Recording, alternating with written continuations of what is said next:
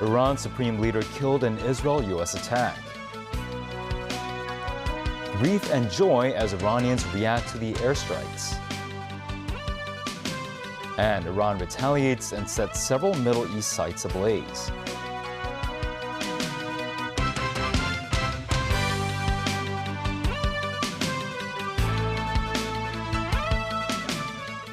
Good evening and welcome to TVB News. Iran fired missiles at targets in Israel and Gulf Arab states Sunday after vowing massive retaliation for the killing of Supreme Leader Ayatollah Ali Khamenei by the United States and Israel Saturday, prompting U.S. President Donald Trump to threaten Tehran against further escalation. This as an enormous explosion rocked Iran's capital Sunday, as the Israeli military said it was targeting the heart of the city. Meanwhile, Trump called for the people of Iran to bring down the government, but analysts believe regime change will be difficult. Tracy Furness reports. The US and Israel launched major attacks on Iran Saturday from land and at sea, which they called Operation Epic Fury.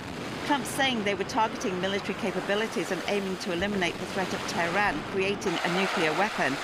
These videos released by US Central Command. Black and white satellite footage of targets exploding once hit also released. US forces saying strikes focus on locations that pose an imminent threat, including Islamic Revolutionary Guard Corps command and control facilities. Iran's state media announced that the country's supreme leader, Ayatollah Ali Khamenei, was killed in one of these major attacks by Israel and the United States, calling the attack barbaric and the government's criminal. Strikes in southern Iran's Hormuzgan province also hit a girls' school, killing 115, Iranian state TV reports.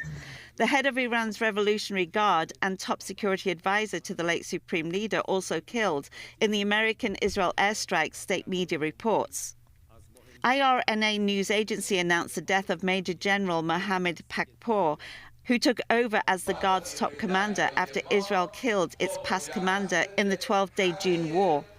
Also killed was Ali Shamkhani, a long-time figurehead with Iran's security establishment. Photos released by the White House show the US President and Vice President talking to CIA Director John Ratcliffe, Secretary of State Mark Rubio, and White House Chief of Staff Susie Wiles at Mar-a-Lago during Operation Epic Fury. Despite the US and Israel's attack and death of the Ayatollah, regime change in Iran is unlikely, according to analysts. We've had 2 US air campaigns, one last summer saying that they want to end the Iranian nuclear program, which they haven't quite done, and now an air campaign that says that they want to effect regime change in Iran, where it's also uncertain whether they're going to manage that. But the result essentially is that it's beginning to look actually very dangerous to negotiate with the United States, because it seems that if the negotiation isn't going in the direction that the US wants, they might just bomb you. And I'm not sure that that's really a message that we want states around the world to internalize. Tracy Furness, TVB News. Massive rallies broke out in a slew of cities in Iran to denounce the killing of Supreme Leader Ali Khamenei. The government of Iran has announced a 40-day mourning period and a suspension of public institutions for 7 days. It stated the Iranian people would stand united to overcome this difficult time. Danny Zhou has the story. Mourners dressed mostly in black assembled in thousands in the center of Tehran after state media confirmed the martyrdom of Khamenei early Sunday. People were seen bearing Iran's flags and holding posters of the late supreme leader who lost his life in a major US-Israel coordinated strike, voicing their anger and calling for retribution. Many screamed phrases such as "Death to America," "Death to Israel," with tears and fury. One of the mourners vowed the country will not lose the correct path and that they will stand more firmly than ever. In Mashhad, a key northeastern city in Iran tied to religious observances, grief filled the Shiite shrine of Imam Riza. A black flag was hoisted over its dome to embody the nation's resolve. Witnesses described emotional scenes with men, women and the elderly breaking down in anguish as the devastating news sank in. Demonstrations to ring out Khamenei's assassination also spread to Qum city, according to media reports. Meanwhile, displays of exuberance surfaced from cities including Tehran, Isfahan, Shiraz, Abdanan, and Kazvin. Crowds were seen cheering from the rooftops and balconies, in some cases dancing in the streets. Video footage circling on social media showed people blaring music and honking their car horns in Karaj late Saturday after the US and Israel declared Khamenei's death. This as many citizens viewed the tenure of the 86-year-old supreme leader as a period of repression and economic difficulty. Danny Zhou, TVB News. Smoke was seen in the skyline of Dubai on Sunday morning after flights across the Middle East were disrupted and air defense fire thudded over the United Arab Emirates commercial capital. This as 4 people were hurt by falling debris from an Iranian missile at the entrance of a luxury hotel in Dubai Saturday. Iran's retaliation also led to explosions in a number of other Middle Eastern countries. Tracy Furness has more. Police cars and firefighters were outside the Fairmont The Palm Hotel in Dubai Saturday night. The Dubai media office confirmed that 4 people were injured at the luxury hotel and had been transferred to medical facilities, adding that emergency response teams had been deployed immediately and that the site had been secured. A series of explosions were heard in Dubai Saturday as Iran continued firing missiles towards Gulf countries and Israel. Dubai International Airport, the largest in the United Arab Emirates and one of the busiest in the world, remained shut down into Saturday as the Emirates condemned what it called a blatant attack involving Iranian ballistic missiles. On Sunday morning, smoke trails were seen on Dubai skyline. In the sky, interceptions as air defense fire thudded over the UAE capital.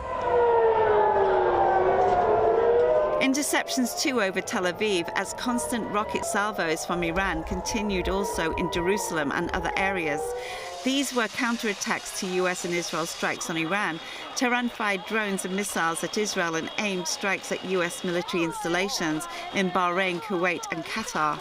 I'm at the site of a missile strike in Tel Aviv, and you can see behind me here, there's actually a big crater in the ground where the missile hit, and the building behind me is absolutely destroyed. This entire area is completely massively hit. You can see the first responders, they are trying to help the wounded. There are dozens of wounded here, but there's also someone who was killed, they say.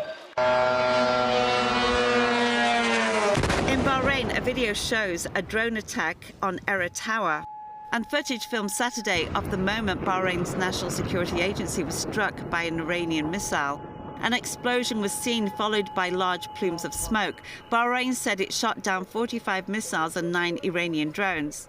In Kuwait, its international airport and a naval base were also under attack by Iranian missiles and drones. Tracy Furness, TVB News. Amid escalating tensions in the Middle East, Iranian authorities have shut down the Strait of Hormuz, stoking fears of a surge in the cost of transportation among the business sector. This as Financial Secretary Paul Chan said the government has sufficient contingency plans to deal with the situation. Iran's Islamic Revolutionary Guard Corps earlier announced a full-scale closure of the Strait of Hormuz, one of the world's most essential routes in the oil trade connecting the Persian Gulf with the Gulf of Oman. Hong Kong's import and export sector noted a few of the city's cargo ships passed through the strait, but expects shipping costs and insurance will experience an upward trajectory as a result of skyrocketing oil prices coupled with the effects of tariffs.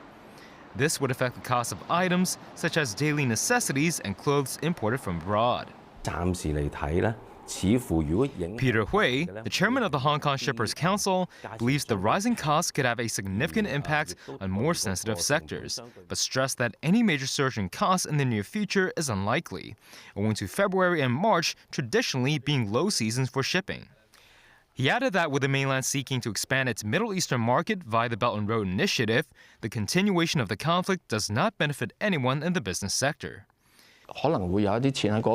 This as Financial Secretary Paul Chan noted the Middle Eastern conflict has brought about many uncertainties and destabilized financial markets, and urged for the speeding up of cash flow.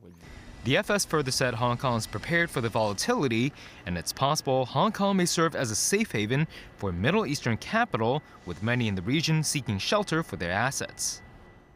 And still ahead, travelers stuck in Hong Kong as Middle East airports close. Hong Kong taxis get ready for electronic payment.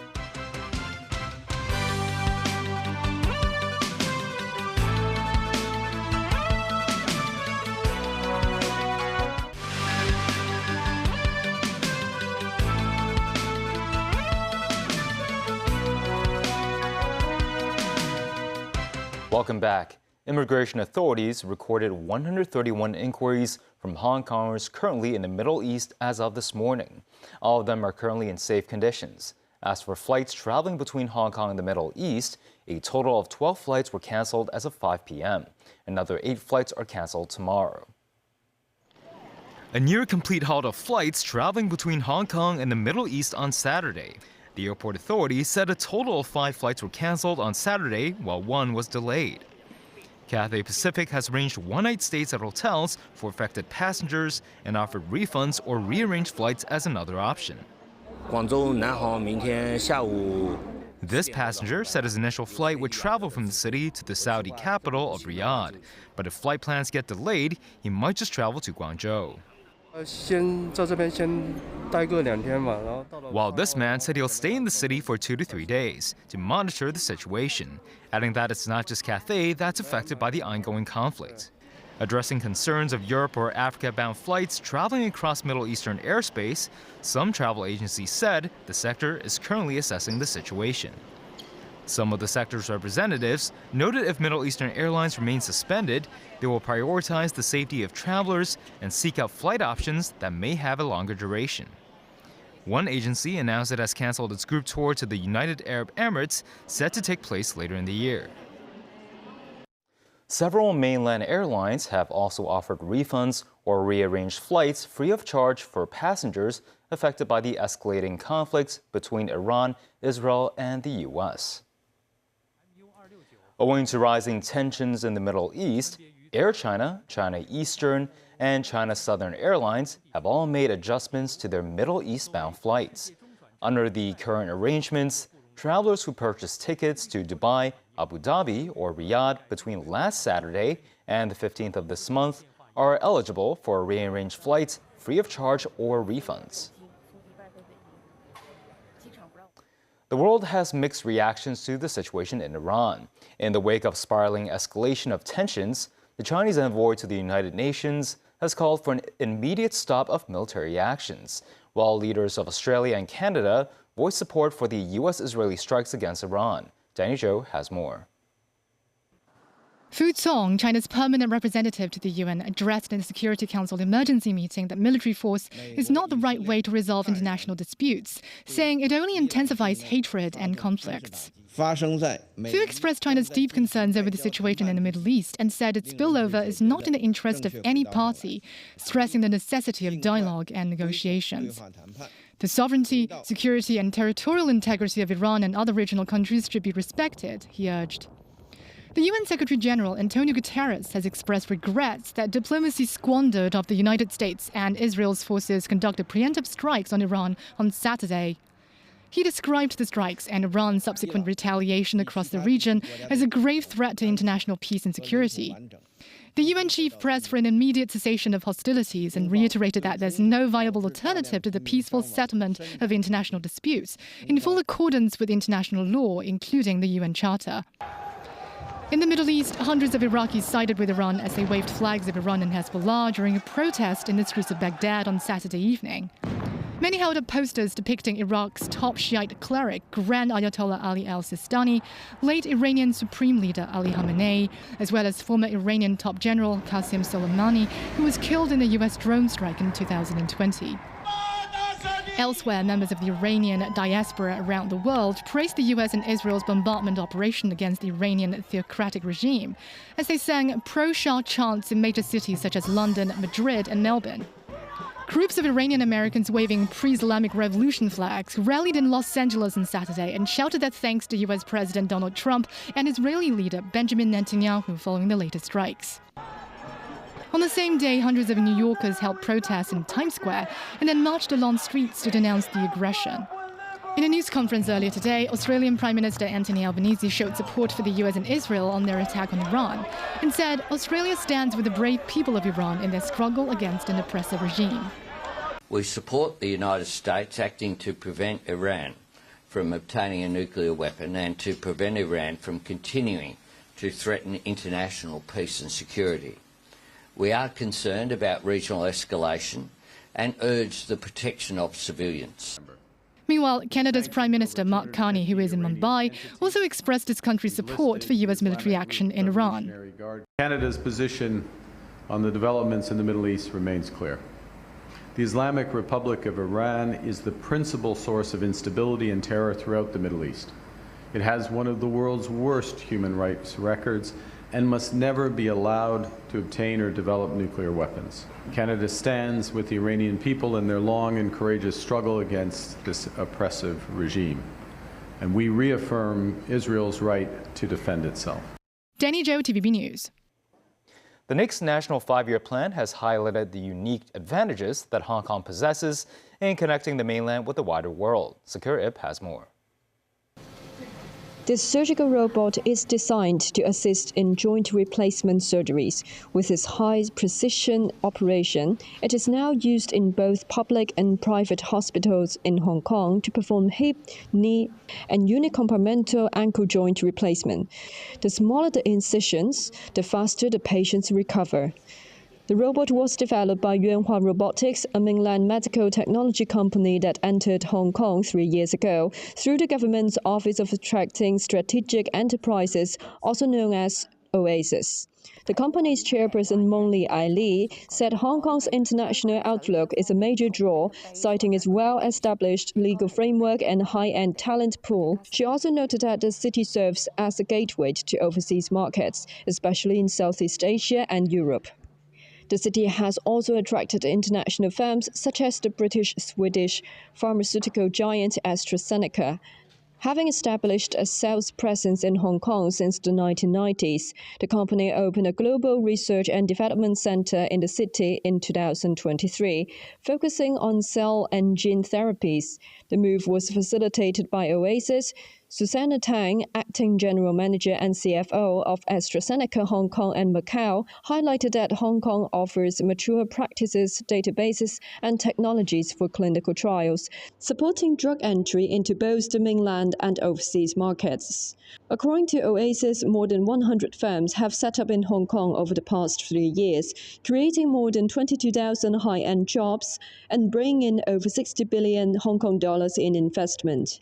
Peter Yan, Director General of OASIS, said more international companies are eyeing the Asian market amid recent geopolitical shifts. With more overseas companies, technology companies coming in, we will have more exchanges with the mainland technology companies so that they can find partners and also work together in further developing their products.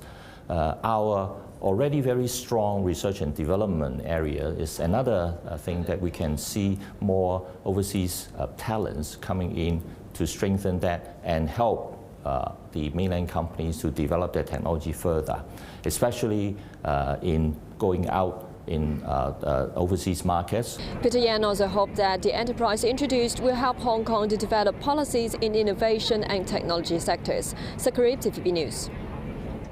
Starting from April 1st, Hong Kong taxis must provide passengers with at least 2 electronic payment options as part of the requirement of a new ordinance. Mosinai reports. Electronic payment in taxis have become a norm in many countries. In a month, Hong Kong taxi passengers will be able to enjoy such a service. From April 1st onward, local taxi drivers must offer customers at least 2 forms of electronic payment options, with one being QR code-based and one non-QR code-based. Speaking to the media on Sunday, the Transport Department said drivers could visit 3 government car parks in Sheung Wan, Kwai Fong and Tsuen Wan between 7 and April 4th, where help from electronic payment platform staff with account setup will be available. A taxi driver who pointed out that more customers prefer to use electronic payment over cash thinks the new measure will benefit service users and providers. If we don't have the electronic payments, we can only take cash when a customer arrives, right? And we have to send them away. But now we just can take all the payments. It would be better. Just like a lot of other countries, they've been doing it for years, and now in Hong Kong we are catching up. Choi also hopes the measure can improve public's impression of the taxi industry. There's been a lot of bad comments done in the years, but now you can see we all have new taxis and new standards. And we believe that the taxi industry will just keep on improving. Drivers who fail to comply with the new ordinance will face a maximum fine of $5,000 and a 6-month jail term. Memos 9, TVB News. The Center for Health Protection on Sunday said it investigated a suspected norovirus outbreak on cruise ship MS Westerdam. The ship made a brief stop at Kai Tak Cruise Terminal during daytime today. On Friday evening, the CHP's Port Health Division received notification from a cruise operator saying some passengers and crew members were suspected of having contracted norovirus. The affected cruise ship arrived in Hong Kong at 4 a.m. on Sunday. A temporary medical station was set up at Kai Tak Cruise Terminal to provide health assessments for passengers. The CHP also requested the cruise operator to clean and disinfect the vessel after passengers disembarked.